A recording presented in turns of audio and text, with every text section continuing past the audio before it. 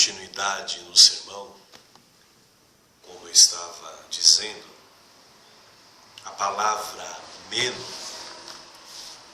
quer dizer, o seu significado, a palavra meno, que significa continuar, permanecer, ficar, habitar. E as condições mediante as quais permanecemos em Cristo são conservar a palavra de Deus continuamente em nosso coração e mente, e tendo-a como guia das nossas ações e atitudes, comportamento, posicionamento, cultivar o hábito da comunhão constante, profunda com Cristo, a fim de obtermos dele força, obedecer os seus mandamentos e permanecer no seu amor e amar uns aos outros.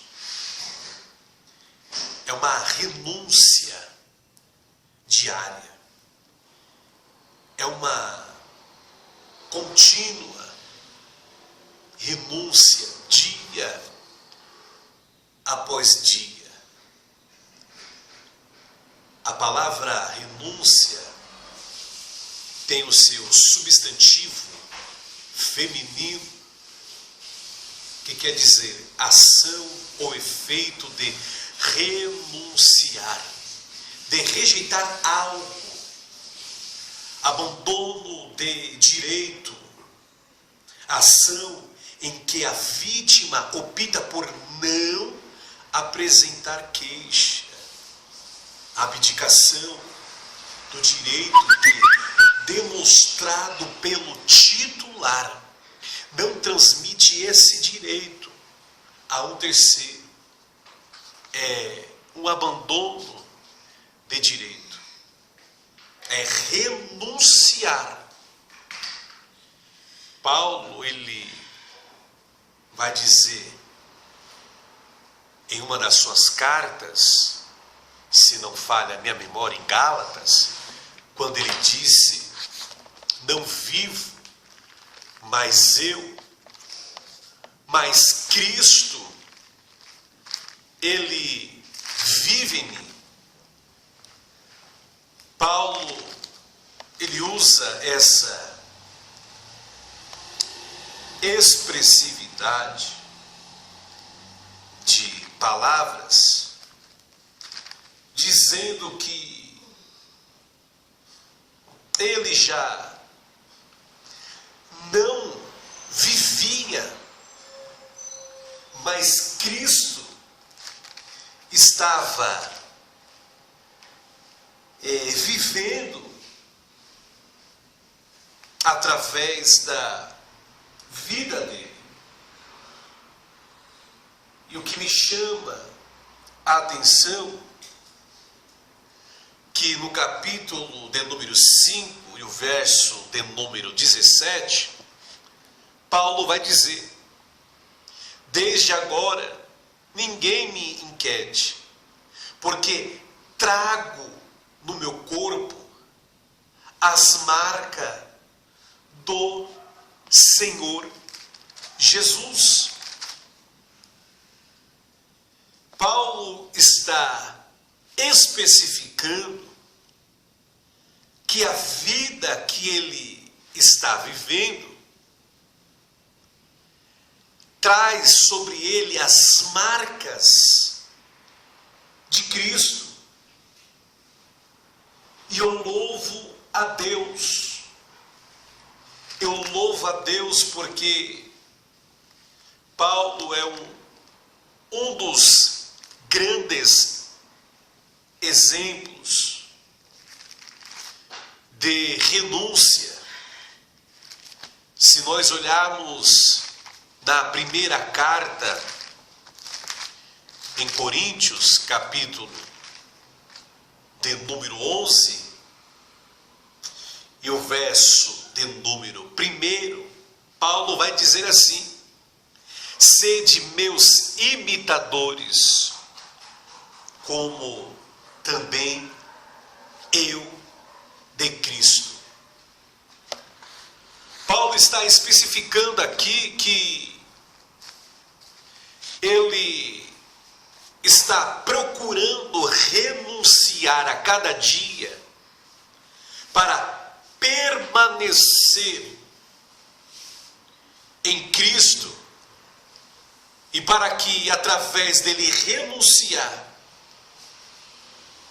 procurando permanecer em Cristo, Cristo venha permanecer nele e através dele. É isso que nós devemos fazer: renunciar, procurar ser imitadores de Cristo, na obediência, na comunhão com o Pai, na meditação das Sagradas Escrituras, examinando, lendo, se dedicando na oração, colocando a barriga na prova, para que o nome do Senhor venha ser glorificado e exaltado. Conservar a nossa vida limpa, mediante a palavra, resistindo a todo o pecado, requer renúncia, e ao mesmo tempo submetendo-nos à orientação do Espírito Santo, requer renúncia, dia após dia. João capítulo 15, versículo de número 3, vai dizer assim: vós já estáis limpos pela palavra que vos tenho falado. João capítulo 17, o verso 17 vai dizer assim: santifica-os na verdade, a tua palavra é a verdade. Romanos capítulo 8, versículo de número 14. Porque todos os que são guiados pelo Espírito de Deus, esses são chamados filhos de Deus. Gálatas capítulo 5, verso 16, 17 e 18, vai dizer assim: digo, porém, ainda em espírito, e não cumprireis a concupiscência da carne. Verso de número 17: porque a carne cobiça contra o espírito, e o espírito contra a carne, e esses opõem-se um ao outro, para que não façais o que quereis.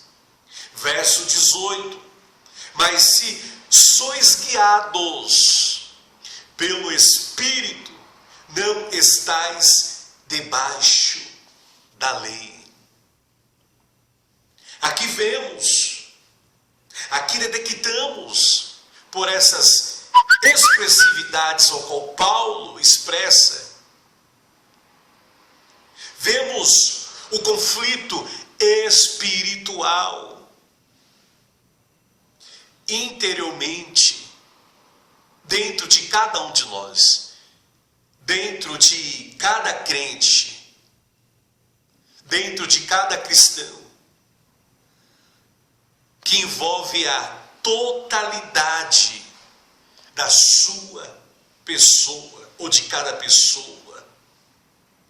Este conflito, ele resulta ou numa completa submissão às más inclinações da carne, o que significa voltar ao domínio do pecado, da onde Deus tirou cada um de nós que professamos a fé em Cristo Jesus, ou vai resultar pela submissão à vontade do Espírito Santo. continuando, o cristão, o crente, ou professante da fé em Cristo Jesus, sob o senhorio de Cristo. Porque se nós renunciarmos à nossa carne e submetermos, nos inclinarmos à vontade do Espírito, o Senhor Jesus, pelo Espírito Santo de Deus, terá o total domínio, terá na sua totalidade da essência do Espírito Santo de Deus, domínio sobre os nossos pensamentos, sobre as nossas ações, nossas motivações, e seremos influenciados e controlados por Cristo, por intermédio dessa inclinação, por intermédio dessa submissão à vontade do Espírito Santo de Deus. Agora, se nós não vencermos este conflito, resulta numa completa submissão às más inclinações da carne. O que significa voltar ao domínio do pecado. Por isso que devemos renunciar a cada dia. A Bíblia vai dizer em Marcos capítulo de número 8, se não falha a minha memória, verso de número 34. Marcos, evangelista Marcos, ao qual o tema central do seu livro é Jesus, o servo incansável. No capítulo 8, versículo 34, vai dizer assim: e chamando a si a multidão com os seus discípulos, disse-lhes: se alguém quiser vir após mim, negue-se a si mesmo, se esvaziar, renunciar a si mesmo, e tome a sua cruz e siga-me. Porque qualquer que quiser salvar a sua vida, perdê-la, mas qualquer que perder a sua vida por amor de mim e do Evangelho, esse a salvará. Bendito seja o santo nome do Senhor. Cristo, ele esvaziou-se a si mesmo. E esse assunto sobre algumas coisas que podemos detectar na pessoa bendita de Cristo, que é o supremo exemplo de renúncia, de se esvaziar. Depois eu vou fazer um vídeo relatando algumas importâncias que Cristo, ele se esvaziou, ele deixou, ele renunciou. E é uma luta constante, é um conflito constante a renúncia. Se você se submeter às más inclinações da carne, isso significa voltar ao domínio do pecado. Infelizmente, irá viver uma vida errônea, uma vida que o endereço fixo pela luz da Bíblia é o inferno. Mas se nós, eu e você, nos submetermos à vontade do Espírito Santo, continuando dia após dia, sobre o senhorio de Cristo, com certeza, eu e você vamos ter a certeza da salvação e a certeza da vida eterna. João, ele vai dizer que ninguém que peca, isto é, que está vivendo em pecado, tem visto a Deus, nem continua a vê-lo, nem tem conhecido, nem continua a conhecê-lo. Essas palavras, portanto, podem ser aplicadas ou àqueles que nunca tiveram fé verdadeira em Cristo, ou aos apostatas que conheceram a Deus no passado, mas que não o conhecem no presente. É impossível espiritualmente alguém ter em si a vida divina, isto é, ser nascido de Deus e viver de modo pecaminoso. Todos nós erramos, falhamos, mas o professante da fé em Cristo Jesus, que procura conhecer a Cristo a cada dia, reconhece a sua humanidade, reconhece a sua fragilidade, reconhece a sua total dependência em Cristo Jesus. Por isso que o professante da fé em Cristo Jesus, mesmo sendo pecador, mesmo reconhecendo a sua fragilidade, a sua humanidade, tem que colocar em prática o conhecimento.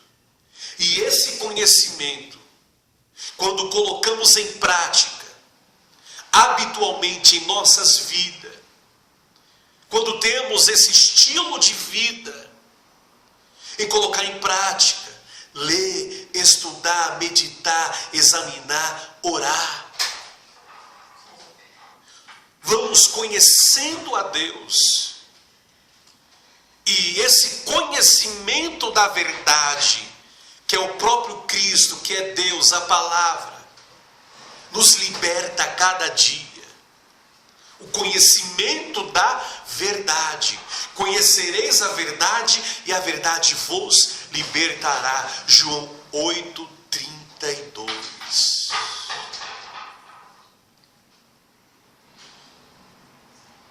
Porque é impossível espiritualmente alguém ter em si a vida divina, isto é, ser nascido de Deus e viver de modo pecaminoso. Às vezes, o crente se afasta, o cristão se afasta, o crente afasta-se, o cristão afasta-se do alto padrão divino para a nova vida espiritual.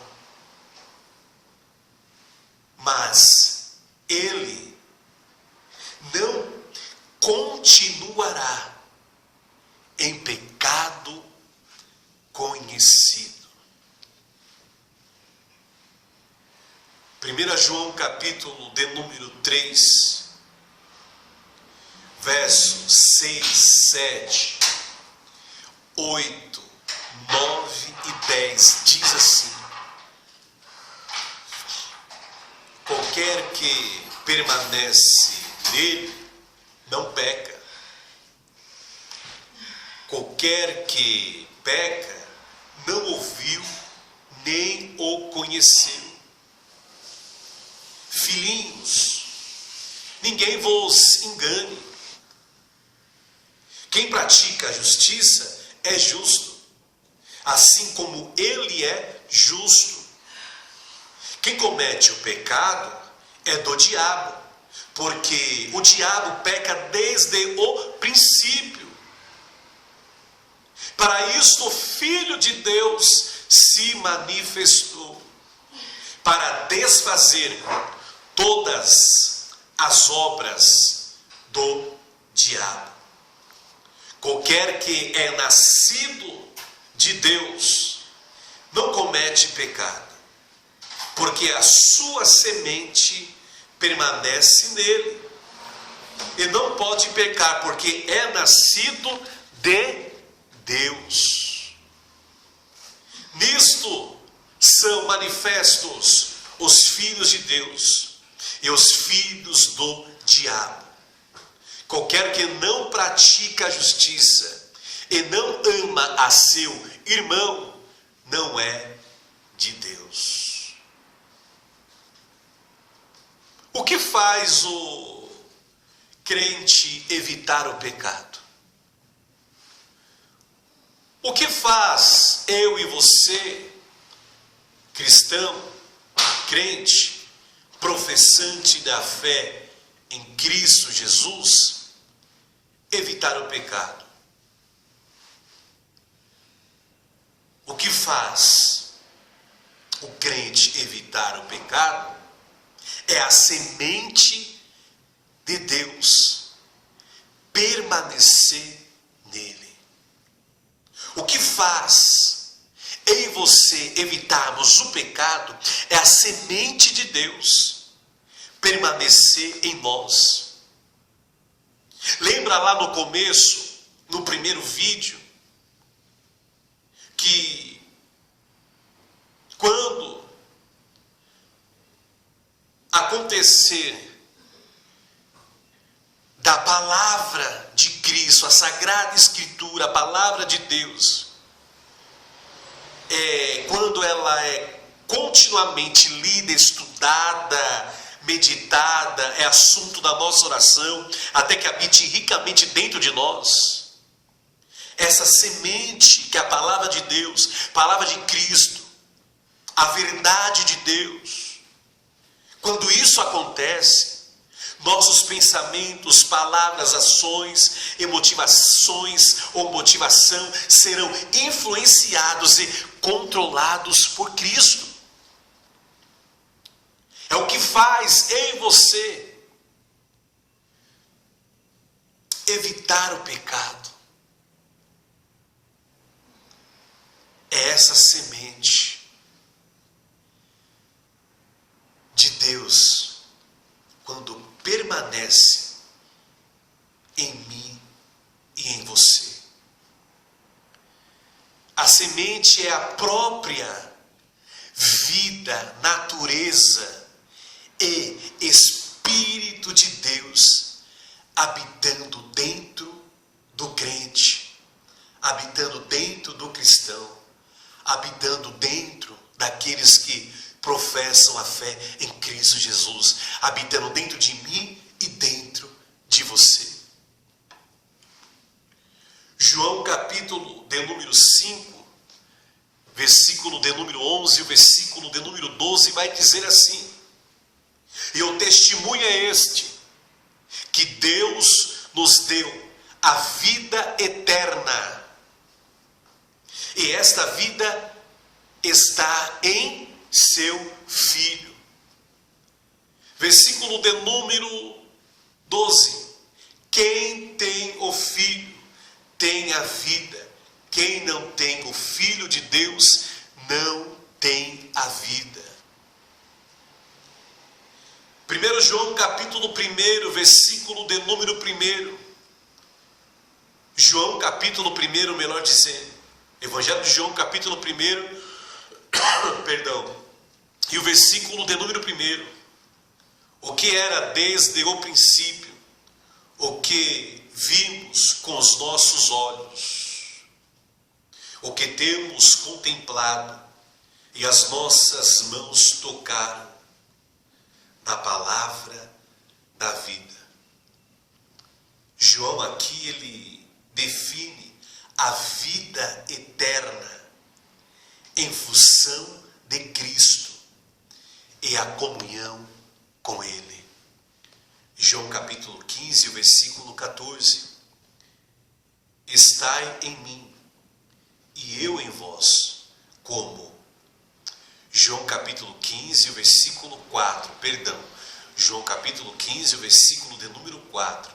Estais em mim e eu em vós, como a vara de si mesma não pode dar fruto se não estiver na videira, assim também vós, se não estiverdes em mim. Aleluia. Quando uma pessoa crê em Cristo e recebe o seu perdão, recebe a vida eterna e o poder de estar, de habitar, de ficar, de continuar, de permanecer nele, ou seja, em Cristo. Tendo esse poder, o crente, o cristão, aquele que professa a fé em Cristo Jesus, precisa aceitar a sua responsabilidade quanto à salvação e permanecer em Cristo. 3 condições eu disse no vídeo anterior. 3 condições importantes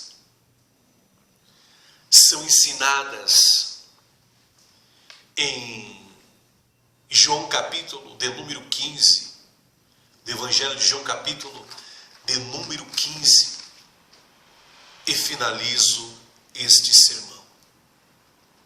Quando o versículo 1, essa expressão escriturística, vai dizer assim: eu sou a videira verdadeira e meu Pai é o lavrador. 3 verdades importantes são ensinadas desta passagem para a glória do santo nome do Senhor. E finalizo esse vídeo para iniciar outro, dando continuidade nesse assunto. E coloco uma temática, um tema, a tematização. Quem eu realmente sou? Quem eu realmente sou? Qual é a minha realidade? Essa é a temática para finalizar. Quem eu realmente sou? Qual é a minha realidade?